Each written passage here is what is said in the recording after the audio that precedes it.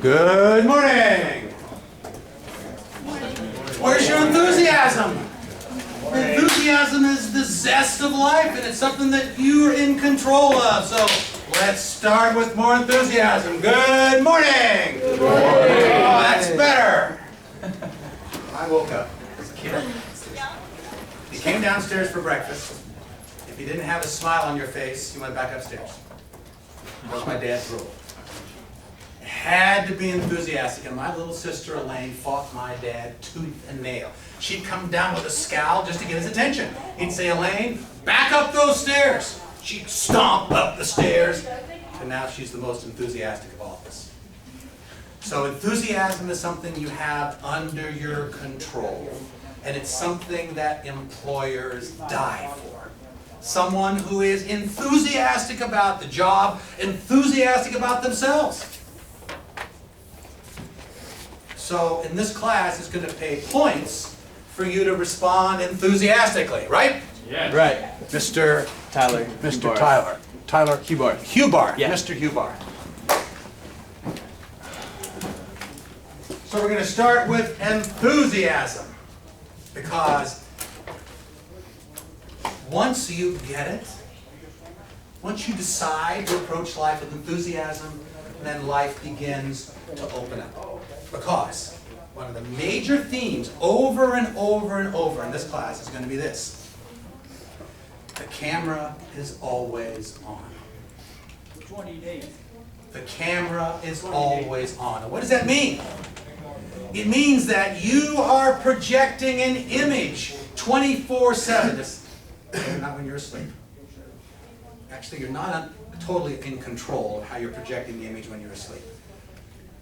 My wife will tell you, because sometimes she gets an elbow or something, and then I get a bigger elbow back. So, but consciously, when you're awake, you are in charge of your image. How many of you act accordingly? How many of you make the decision that you are in charge of the image that you project? You didn't teach that in high school. You get it here. Because each one of you is going to become I think this is 202. extremely aware of the image that you project. You are in control. And so that what you can expect from this course is to gain more personal self-confidence. We You're moved. going to get it. Are you in Dayton? Why? Oh, you're in, okay. Because He's down here, isn't he? how many of you have your job once you graduate? All need jobs. And I want to help you deliver a competitive advantage. Because recruiters interview hundreds, maybe thousands of people. How are you going to stand out? I'm telling you. Almost everyone is looking for someone who's enthusiastic about their company, enthusiastic about the job, knowledgeable, wants to do well. And you're in charge of that. My phone's going off. It's on silent. So if your phone goes off and it's on silent and nobody hears, it's okay. But if it goes off and everyone hears it, you lose daily credit for that. It's kind of a black mark. So when you come in, make sure you turn your cell phone off. Okay, I need to Thompson. Thompson. Got it. Okay. So we all need to get jobs. We all not just get jobs. We want to get the job of our dreams. This notion of just getting a job so I can make some money is a horrendous thought. You don't want to go through life just going to a job for the money. You want to do something that you love to do. So, I'm going to ask each one of you in this class, and this is not the easiest class you've ever taken, because I'm going to get you out of your comfort zone. And if you're not prepared to do that, and prepared to make presentations and experiment and get out of your comfort zone, it's okay if you drop the class. It's okay, it doesn't hurt my feelings. But if you decide to stay, then that's the tacit agreement that you're ready to get out of your comfort zone. Mr. Winger. Going to get you out of that comfort zone and get you experimenting with some things about how you project your image. Because if you do that, you're going to leave the course with a lot more confidence. You are going to know how to deliver presentations, how to structure them so they meet the needs of your audience. And when you can do that, you're going to get the most important benefit. And that is, you're going to learn to persuade people to ideas that help them and reward you. Because that's the essence of what selling is. Now we're going to talk a lot about this later. There are a lot of negative connotations. Every person here has had a bad situation with a salesman, right? Everybody's had them in the mall. That's not what we're talking about here. You're not going to learn how some slimy method to try to get someone to do something that's no good for them. You're going to learn how to probe, how to use these two and less of to persuade.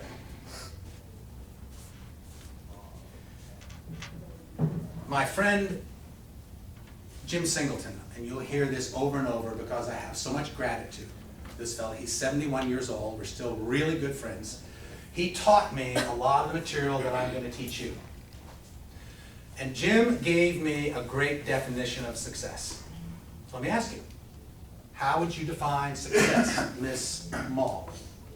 Do that right? Yeah. Oh, Mine. hold on a second.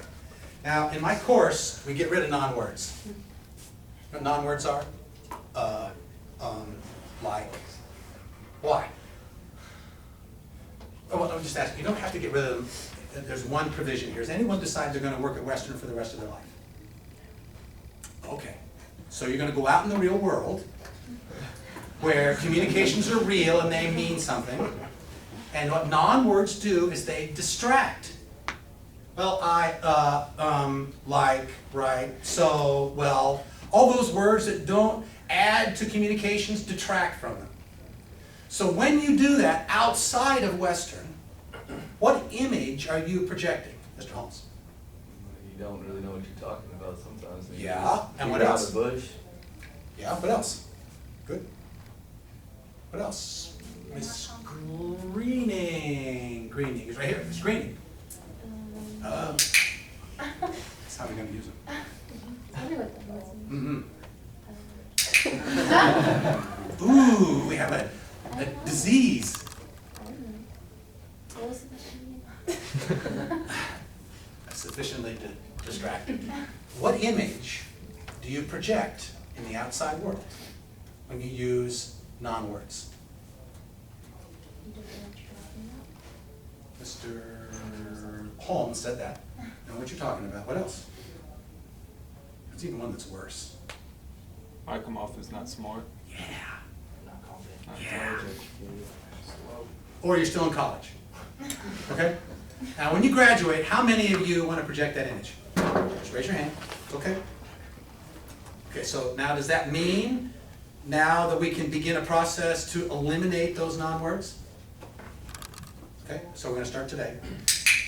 And Thompson? Oh, your last name is Montana. Miss Montano. Montano. Okay, Miss Montano's going to help, and Mr. Can't remember yet. Mullins. Mr. Mullins is going to click the other one. So now does anyone in the pursuit of eliminating non-words not want to be clicked when they say a non-word? Does anyone? Please raise your hand. Going once. Going twice. Okay, you have full permission. Okay, and we're going to use these clickers every session, and Mr. Cullen, you're going to get rid of those non-words. Have you already ready? Have you already eliminated them? Okay. All right, here we go. So we're back to our original subject with the non-word, and that was with Me. Miss Mall. Being satisfied to like where you're at, I guess. That's how I would say successful. Being satisfied and happy where you're at. Mr. Harness? Harness, you want to be on time next time, sir? Yeah, I'm sorry. Okay. Mr. Harness. I forgot my original question. What do you define successful as? Oh, yes, success. I said being satisfied and happy where you're at. Being happy and Knowing satisfied you've done with the where best. you're at. Okay? Mr. Burton. Maybe being economically sound. as well. Economically sound could be a definition of success. Every one of us can have our own definition of success. Jim Singleton said, success is about feeling good about yourself. That's what it means to be successful. So, I have some extra credit books that are in my syllabus. And one of those books has 5 basic principles. I only read this last year, and it put it all together. I think it's a marvelous little book. It's called The Fifth Agreement. It's by Miguel Ruiz. And this comes from the ancient Toltec civilization. Mr. Guerra, are you from Mexico? No, Chile. Oh, Chile. Cool. I've been to Santiago several times. Really? Yes. You like it? My favorite South American country is Chile. Still buy Chilean Cabernet Sauvignon. I always buy it. Yeah, you do. It's the best. That's a little secret. Okay. So, the ancient Toltecs were eradicated by smallpox, the European smallpox when it came in. And their civilization had been one of the finest civilizations in Northern and Central America. And this fellow, Miguel Ruiz, essentially translated the ancient Toltec language and discovered these 4 fundamental principles, then he added one. And they're just brilliant. It's a brilliant little book. So, how to become successful. The Toltecs had it thousands of years ago. Same thing today. 1, be impeccable with your word. Mr. Cullen, what's that mean? No idea. Okay. Impeccable with your word. Mr. Owen? Miss Parker? Be Try it once. Okay, you got it. Miss Parker. To be kind of empowering? Nope. Impeccable means you always tell the truth. Your word is always pure. Why? Why did George Washington, in one of his favorite aphorisms, say, honesty is the best policy? Why? It's not for moral reasons. It's simply that it works. Why? Because when I convey something to you, you're listening to me and you're going to act accordingly. So if I tell you a non-truth, I cause you to think differently about something. So the way a civilization really works well is when everybody tells the truth. Because then you know. And every one of us should become truth seekers. That's why the Toltecs were right. Make your word impeccable. Second. I think the second one is, yeah. Never take anything someone else says personally. Now, I looked at your profiles. I know there are lots of high I's here. We're going to talk about that in a couple sessions. Matter of fact, don't miss Wednesday or Friday. They're absolutely key sessions to understanding my course. We're going to talk about you. We're first going to talk about motivation in the next session, and we're going to talk about behavior in session on Friday. So this issue of taking what other people say personally is something that we have to make a conscious decision to not do it. Because a lot of us here want, as a part of our personalities, we want other people to like us. Right? We do things to cause people to like us. What if they don't? Can you control that? That was a long one. Yes and no.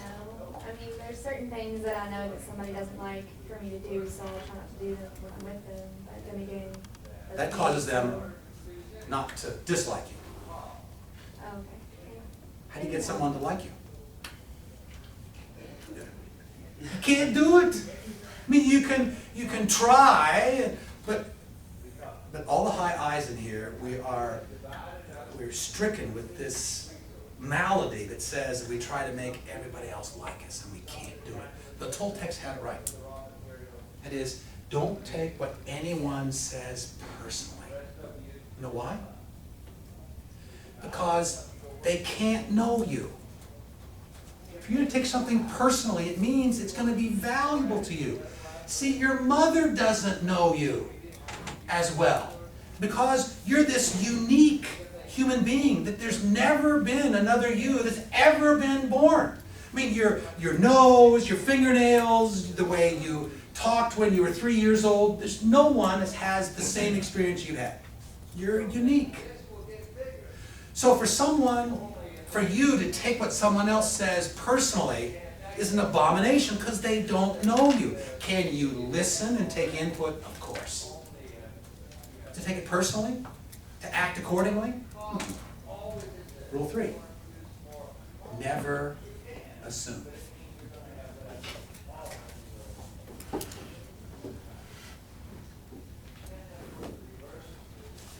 We've all seen how dangerous this word is by just breaking it up into the resident parts, right? Because when you assume, you make a out of me. That's what assume does.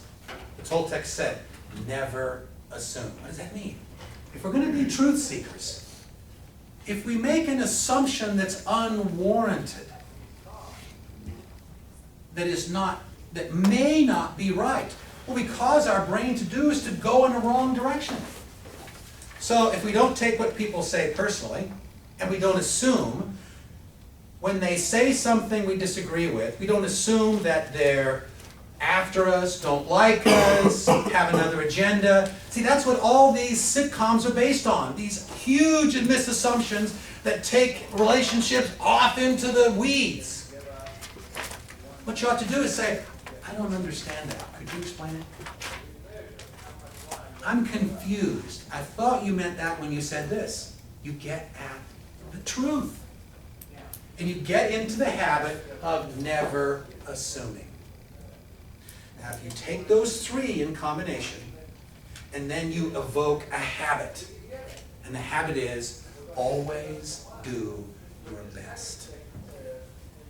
Get into the habit. Anything you embark upon, you decide, I'm going to do my best. Does it mean you always get an A? No. It may mean you're working at night, you got this responsibility, you had to do a little triage in your classes, you had to kiss this one off to do well in that one. You make the decisions. But in everything that you do, you get into the habit of doing your best.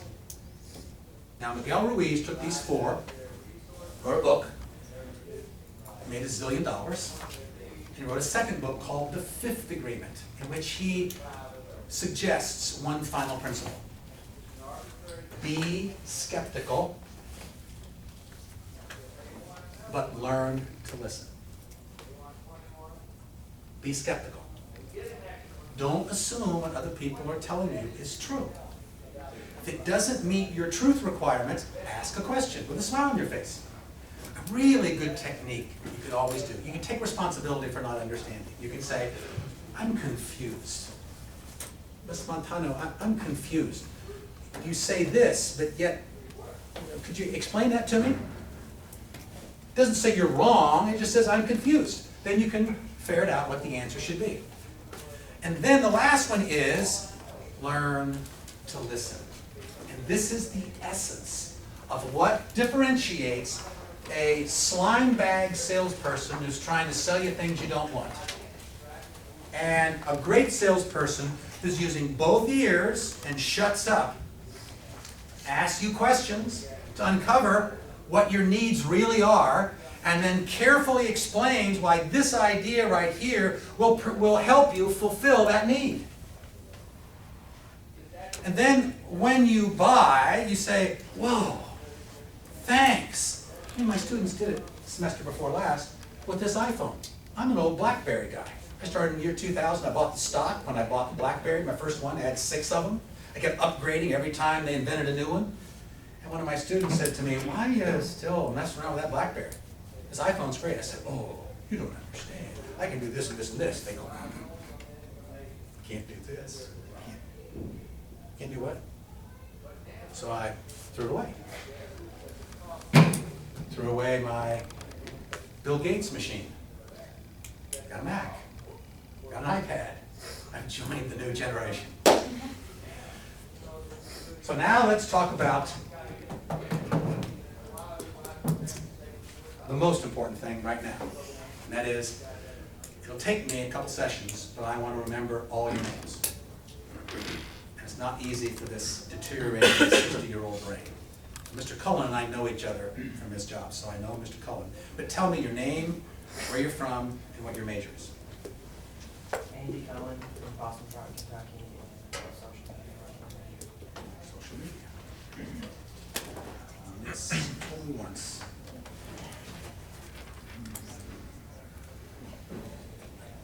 Victoria Thompson. Thompson. There are Thompson here and a Thompson there, right? There are two, it's not the Thompson twins, but Thompson, two Thompsons. Mr. Let's see. Don't know. Winger. Wenger, Mr. Wenger. From Huh? LaGrange, Kentucky. LaGrange, Kentucky. LaGrange. Broadcaster local major. Broadcasting? Then, when are you going to get rid of these non-words? I'm keeping going back to our lines. So it's okay to go, okay. Broadcasting people. I mean, this is, I'm speaking your language. Mr. Ingram. From Glasgow, Kentucky, broadcasting major. You are a broadcasting major? When are you going to make the decision? I guess Right now? Here's how you do it to make the decision. You have to do it with emotion, because the old reptilian brain there is only influenced by emotion. So you have to say, I'm done. I'm done. No, I want to hear it. Enthusiasm. I'm done. My God, I'm done with those non-words. I'm done. That's what I hear. Mr. Oh, I got this one. Courtney. Right. Mr. Courtney. I'm from Louisville, Kentucky, and I'm a PR major. PR. Okay. Mr. Mullins. I was just going to say that. Mullins. I'm Mac Mullins. I'm from Bowling Green and a comm studies major.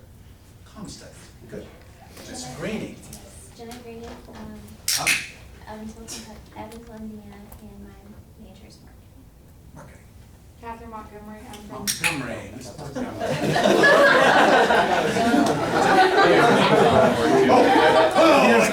I didn't do that! I'm from Bowling Green and I'm also a marketing major. Montgomery. Ms. Montgomery. And you told me before. Jones, Whitney Jones. Miss Jones. Miss Jones. I'm from Bowling That was a good one. Green. And I'm a PR major. Yeah, one of my former students got rid of it by saying, umbrella! Miss Mull. Lexi Mull, I moved from Houston, Texas, and I'm an advertising major. Advertising major. Mr. I can't remember. Hugh Barth. Hugh Barth. Mr. Hugh Barth. Yeah, my name's Tyler Hugh Barth. I'm from Nashville, and my major is business administration. Cool. Mr. Lavelle. No? Yeah. Mr. Lavelle. Adam. I'll tell you, there's another one. It will also help me if you guys and ladies will take your hats off, because they can't see your face. Right, like this one right here. Take it off. Yeah. Turn Take it backwards. Yeah, no, backwards is an apparition. It's an abomination. Okay. That's Adam Lavelle. Adam. I'm from Lincoln, Nebraska, and I'm a finance major. Cool. Lincoln, Nebraska. Been there. You are. I can't remember. Miss Huey. Miss Huey. Now it's not you. It's my thick skull that can't remember. Miss Huey. I'm a broadcasting major. I'm from Louisville, Kentucky. Cool. Miss Huey. Mr. Burton. My name's Daniel Burton. I'm from Louisville, Kentucky, and I'm a business administration major. Okay. Mr. Burton, we're going to help you get your enthusiasm up.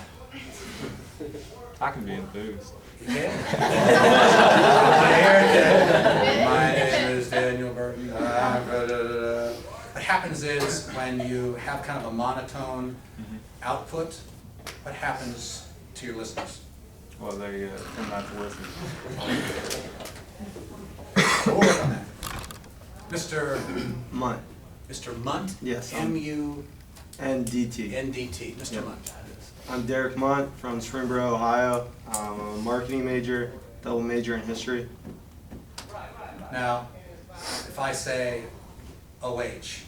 Ohio? Got a Buckeye fan. Absolutely. All right. Go Bucks. And next, Mr. Harness. Harness? Harness, yep. Mr. Harness. Mm-hmm. Okay. That of which goes on a horse. Got it. Okay, my name is Brian Harness, and I am oops.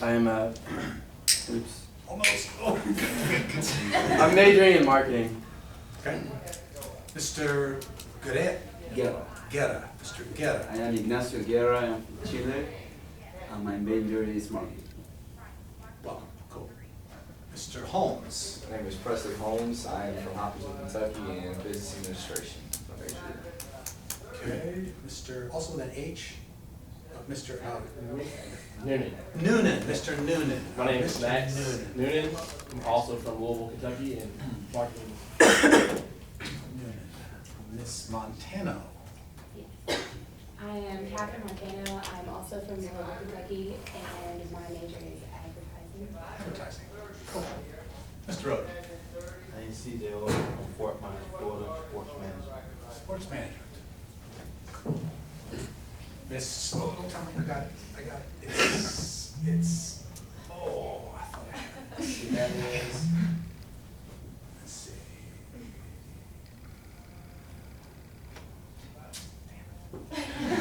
Sorry. I'm Amber Parker. Parker. For sales Kentucky, and I'm a finance major. Where? For sales Kentucky. For sales.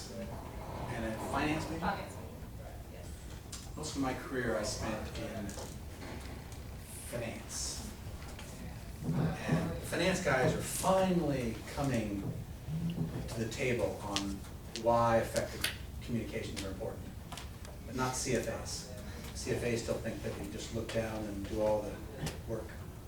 They're wrong, but they still believe it.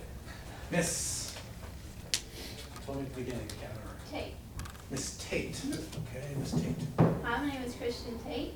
I am from Owenston, Kentucky, and my major is public relations. Cool. Miss Thompson. My name is Jessica Thompson. I'm from Louisville, Kentucky, and I'm a marketing major. My name's Oliver Head. And Mr. Head, okay. I'm from Fort Thomas, Kentucky, and I'm a business management major. Okay, Mr. Head. Mr. Lowe? Ah, Lowe. My name is Nicholas Lowe. I am from Newmarket, Virginia, and I am a marketing major. Newmarket, Virginia. Where's that near? It is Central Shenandoah Valley, about 2.5 hours south of DC. Yep, nice place. I've driven through. My name is Shane Milburn. I'm from Milburn? Yes. Milburn. I'm from Mount Washington, Kentucky, and I am double majoring in marketing and systems management. Good. My name is Rebecca Ferguson. Ferguson. I'm an advertising major. I'm from Woodburn, Kentucky. Woodburn. I'm from Alberton. We're neighbors, kind of. So it'll be my goal as soon as possible to remember all your names, and I'll go one by one until I get them all. I'll do it, but it'll take me a while. Wish my brain were as good as it was previously.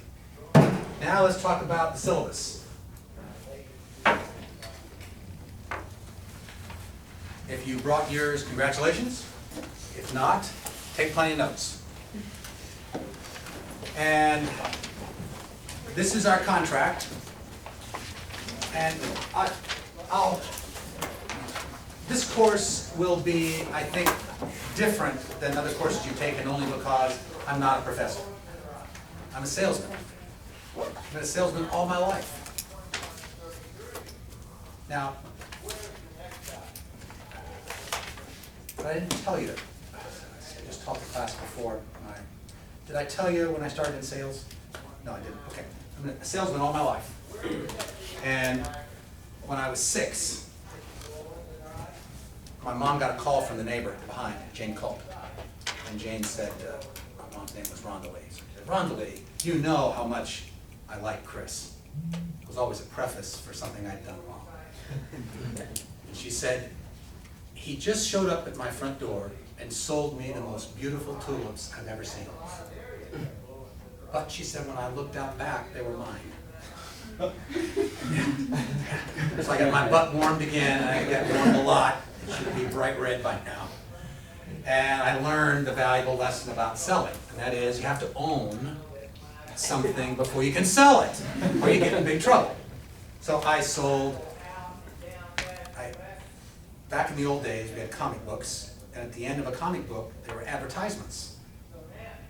So we go down to the Five and Dime place on Saturday afternoon and read comic books, and at the end, I read this ad. This one ad said, sell motos and make a lot of money. So I bought the comic book, cut it out, got a stamp from Mom, sent it in, and one day, I was about 7, motos. What I did is I drove my mom nuts. I'd say, Mom, did my motos come? She'd say, motos? Yeah, motos, motos. Well, Chris, what are motos? Mom, motos, you know. She didn't know. Box showed up. My mom opened it. And there was this big plaque that said, God bless our home. There were mottos. I couldn't pronounce it yet. But anyway, I said, oh, I can sell those. She said, no, because they were ugly. And I was going to try to go through the neighborhood and sell them as a 7-year-old, because I already knew by that time if you're young and you say, please, they'll always buy from you. She said, no, I'm not going to have my neighbors. So she packed those up. So then I set off for start a seed route. So I set off, and I got an order blank for seeds, and I went around in the fall, and I took orders. Zinnias, tulips, not tulips, but flowers that come up from seeds. I don't know all of them. and so I'd go around, and I'd say, would you like to have a seed garden, a flower garden in the summer? Oh, that'd be great. Yeah, I'll have some zinnias, and I'll have some. I took orders, and then I would send it in, and in the spring I'd come back, and they'd pay for them. I'd make money. So I had my own seed route. I was 9 years old. I had my own paper route. I was 9. I got the paper route in the part of town in Van Wert, Ohio, where I lived, where it was the bad side of town. Just if you went there, you could get in trouble. I didn't know one from another. So that was the paper route that was open. So I said, I'll take that paper route. Didn't tell my parents. I got the paper route, and they said, oh, you're going to go to First Ward? Oh, it's okay, it's okay. Well, I never had any problem. Had a lot of fights. But, fights aren't so bad for a young guy. So a contest came up to win a free trip to Washington, D.C. I said, oh, I was 9 then. Oh, I want to go to Washington, D.C. So I said, so Mom and Dad explained to me how to sell a newspaper. And Mom took my neighbor across the street and I out to the edge of town, and we walked on a Saturday all the way back into town, door by door by door by door. I was selling the Toledo Blade. And the problem with the Toledo Blade was I was in Van Wert, Ohio, which is an hour from Toledo, between Lima and Fort Wayne. East of Toledo? No, Van Wert south, Oh, between Lima and okay. Fort Wayne. I got you. Yeah. So a town 90 miles away, you can sell that? Well, I did it. By the time I got home, I had 30 orders. Mom said, how did you do it? I said, well, they knew, I was only 9, so I was enthusiastic, and I said the Toledo Blade was great, would they take an order? And then one time I said, and I only need one more order, and I can go to Washington, D.C. He said, okay. So I said, that's the next one, and the next one, and the next one. I had my trip done. Well, I got a lecture on that one because you can't lie. It's not a part of selling. So I got this trip to Washington, D.C. So my parents took me to Defiance, Ohio, which is another little town about 30 miles away, to catch the train, because the train didn't go through Van Wert anymore. So they nervous. They're 13, 15, 17-year-olds on the train with a couple chaperones, and they put me on the train, 9 years old. Forgot to give me money. what's money? I mean, 9 years old, you don't really think about it. You just need to eat. And so I got hungry. There was a fellow next to me, and I persuaded him to lend me some money. And I would pay him back because my parents forgot to give it to me. He shelled out, and I paid him back. See, I've been selling my whole life. So I sold papers, I sold Boy Scout cookies, and then I've had 10 jobs in my life. All selling, not the first one. I graduated from the Air Force Academy, and I had to be in the Air Force for 5 years. After I finished that, I got into sales, and I've been in it ever since. So as I said, I'm not a professor, and that means I'm not going to lecture PowerPoint slides and go point by point, because I'm a salesman. What do you do in sales? You try to figure out what people need, and then you try to deliver it. So let's go through what we're going to do. 1, how to communicate with me. Email's best. I got my iPhone, and I'm good. Hold me accountable, to 24 hours. I'll respond to your email. If you want to make an appointment with me, and those of you who want extra credit are going to do that, then I'll post on Blackboard a link. It'll be in an announcement, and you'll click on that. It'll say Time Driver. You click there, it goes to a widget online. It'll have my whole schedule for appointments. You pick the one you want. And then it goes to my iPhone, and you can put it in yours. So how do you get an appointment with me? Use Time Driver. You don't have to call me. You don't have to say, can I meet with you? Just do it there. It'll say to you, what do you want to talk about? Put the subject so I know why you're coming in, and then just show up. Our textbook is the ABCs of relationship selling through service. It is an okay textbook. Some parts I disagree with. If I disagree, I'll tell you. I won't hold you accountable to what the book says if there's a disagreement between me and the book. Some of the stuff in the book I won't even cover because I don't think it's relevant. Again, what I'm trying to do, my job here, is to help you understand how to persuade. Because if you can persuade other people, then you can get whatever you want out of life. That's the subject. So you can get a 10th edition or an 11th edition, doesn't make any difference. Buy them used, because when you're done with it, just sell it back to them. It's not the best sales book around, but it's a textbook. Although for extra credit, there's a great book on here. It's by my friend Jim Fiorini. It's called A Predator's Guide to Selling. Now, if you're going into sales, if you're a sales major minor right now and you're going in, you want to read this book. Fiorini is a stud. He is a very, very successful business-to-business salesperson. This is no nonsense. This is how to do it. Ethically, the right way to do it, but how to, once you've identified someone has a need, how to make sure you get your product or service in there to really help them. He's great.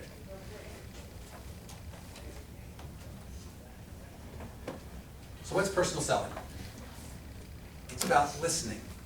It's about trying to figure out what someone's needs are so that you can identify some mechanism, some product or service that'll help them, help satisfy those needs.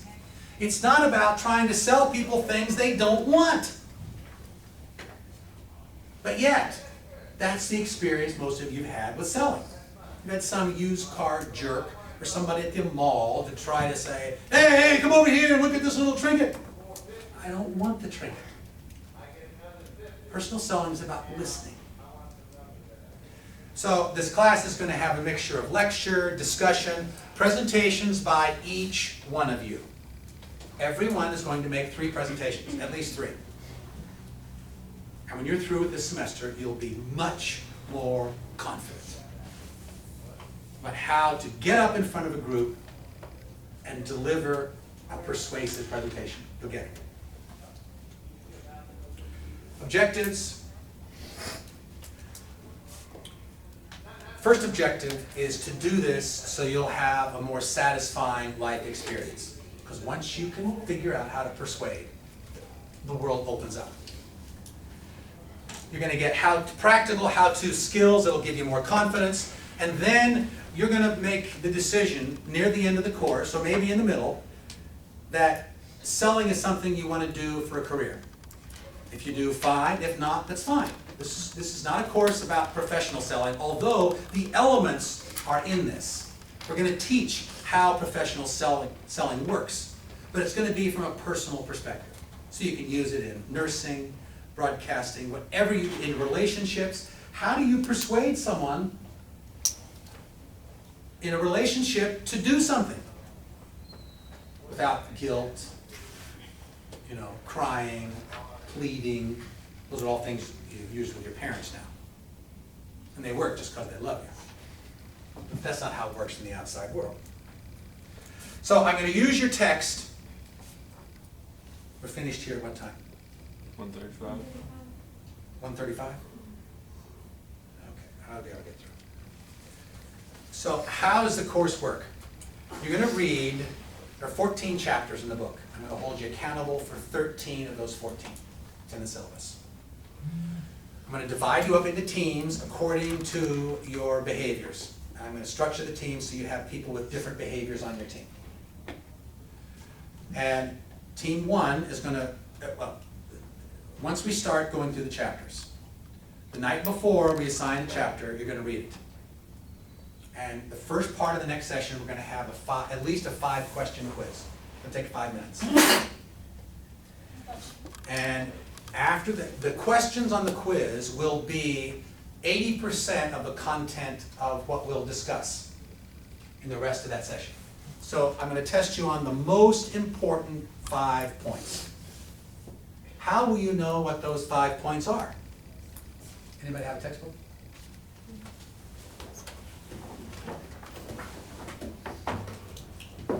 Chapter 1, Learning Objectives.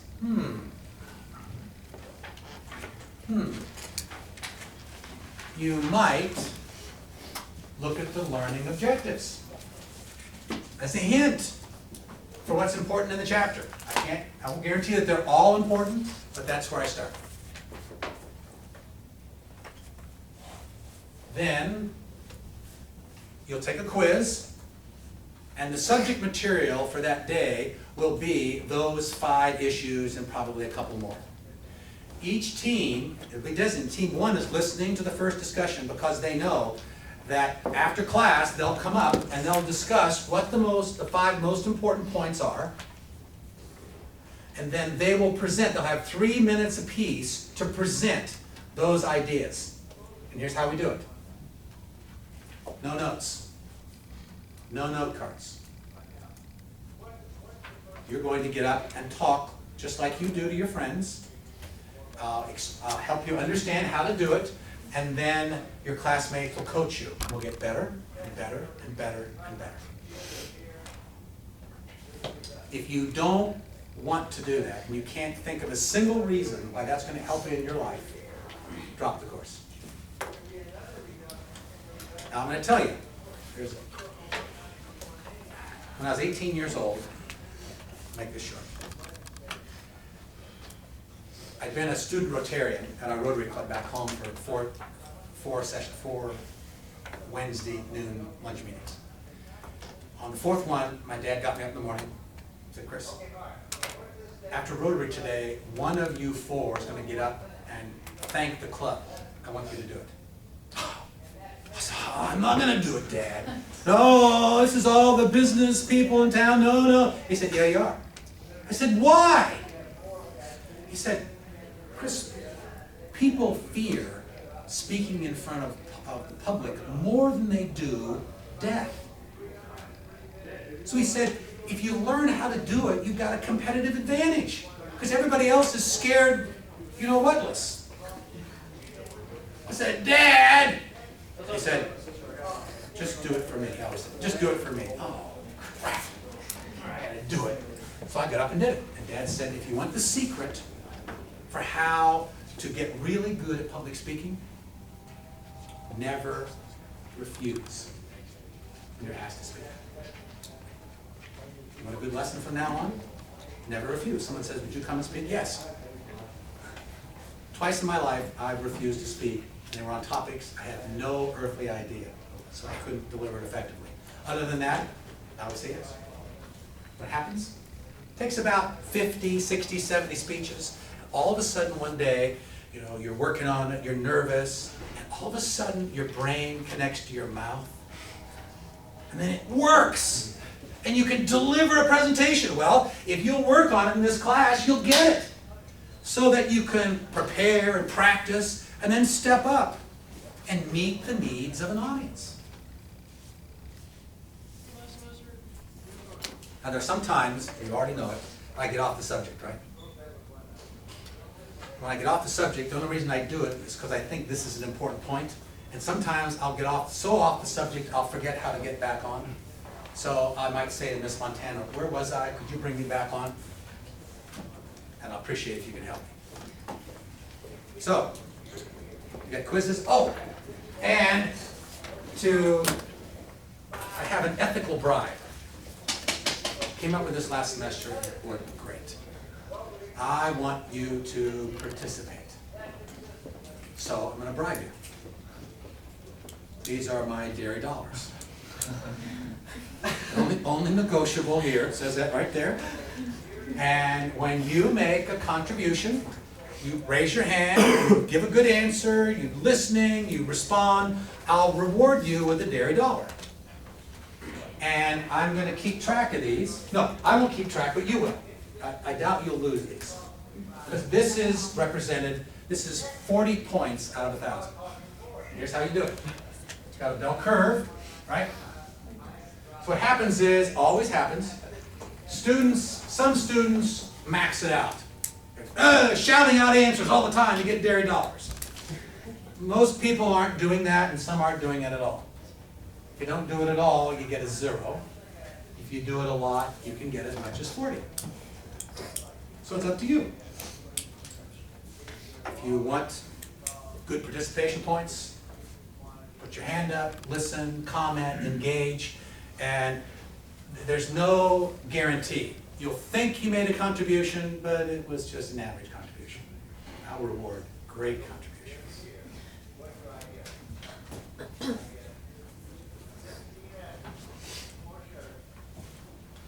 At the end of the semester, after your final, I have 60 points that I award based upon the contribution that you've made during the semester. This is my own gut feel.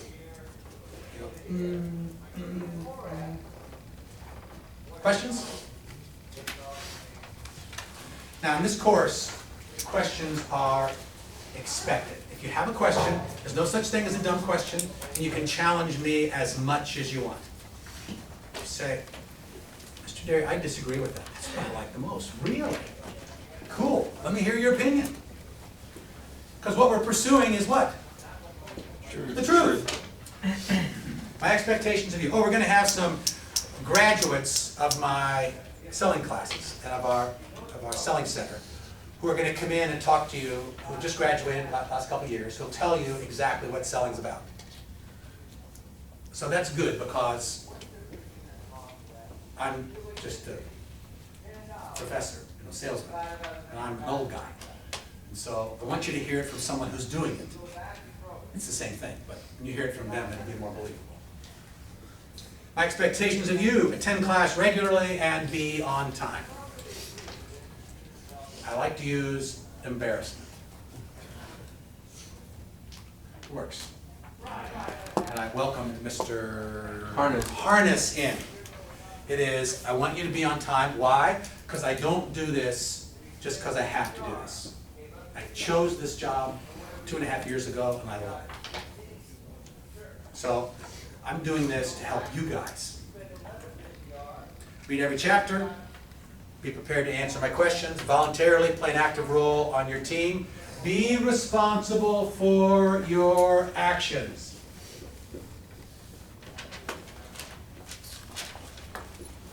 Anyone know what that anagram? What'd you say? $1.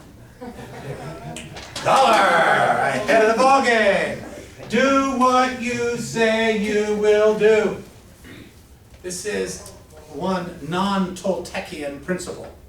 If you're in business today, if you're in sales, you have to do what you say you're going to do. It's a part of making your word impeccable. If you say you're going to do it, then do it. It's just a matter of getting into the habit. Rid your vocabulary of non-words. We'll help you along with that every class. Leave non-selling conversations and texting and those sorts of things. It's amazing. I never lecture from notes. I just lecture from my brain. And I watch every one of you. So I know when you're texting.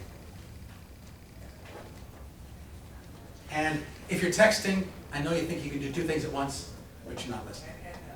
So if you do that in class and I see you, that'll just take that grade, that day's contribution grade away. How many of you have not taken my survey? Did you get the email from me? I haven't checked it yet, but I will get it in there. You have everything to do it? Yeah. So you'll do it? I will. Okay. Mr. Bergen? Yeah, I received the email, I just haven't finished it yet. I haven't done the survey. Okay. You'll do that between now and Wednesday. Yes, On Wednesday and Friday, make sure you bring your survey in. It's important because these sessions are about you and you'll learn a lot about yourself. We talked about the quizzes. Each one of you have a 3-minute presentation. We're not finished yet. Oh. Okay. Oh, if you are not, on quizzes, if you're more than 3 minutes late, I start the quiz right at 12:40. If you're more than 3 minutes late, you can't take the quiz. And if you can't take the quiz and you're not here, you get a 0. Can you make up a quiz? No. Can you make up a quiz?